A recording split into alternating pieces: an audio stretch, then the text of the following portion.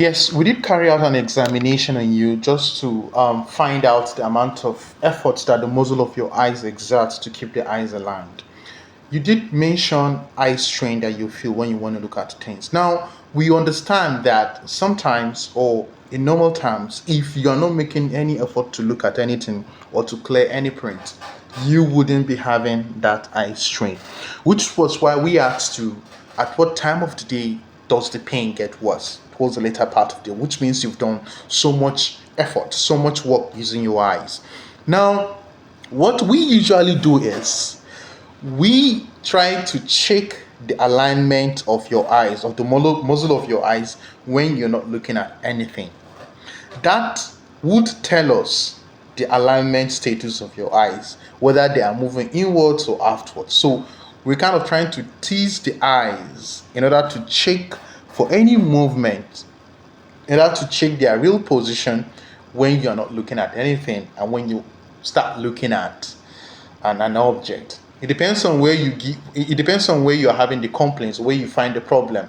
When the problem tends to be more prominent, is it when you're looking at close-up things or when you're looking at distant things? Now, when you say that you feel the pain more when you're looking at far things, then we'll tease you at far to check for the alignment or the position of the eyes when you want to look at distant things. Now, we already know that when there is no stimulus to vision, when you're not making effort to see anything, the eyes will know what their normal position or their normal position should be. They should be parallel and straight ahead. Now, what we'll do is we tease the eyes. That is the essence when we want to cover one eye to the other. Now, we want to cover it, then when we uncover it, we want to see the kind of movement that your eyes should make. Normally, the eye shouldn't make any movement.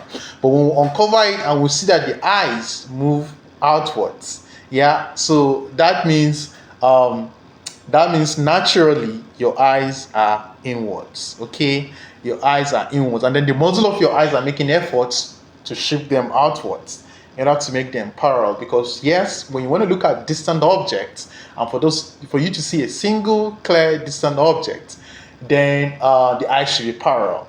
Now, in the effort of your muscles to keep the eyes parallel, there is a work that is being done, and over a long period of time, your muscles will get tired and you begin to feel eye strain. So now we also want to grade the strength of those muscles by how fast they can realign the eyes when you want to look at distant objects. If the eyes fully get realigned quickly, then we might not do anything about it. But if the alignment is slow rather, then we'll say these muscles are not strong enough, we need to get them supplemented. So in your own instance, actually the eyes without any stimulus or without making any effort to see any object, the eyes are naturally the eyes are just inwards. Okay, they're inwards. So that's what we call an isosleep. And then when you want to look at distant objects, the muscles now try to bring the eyes outwards.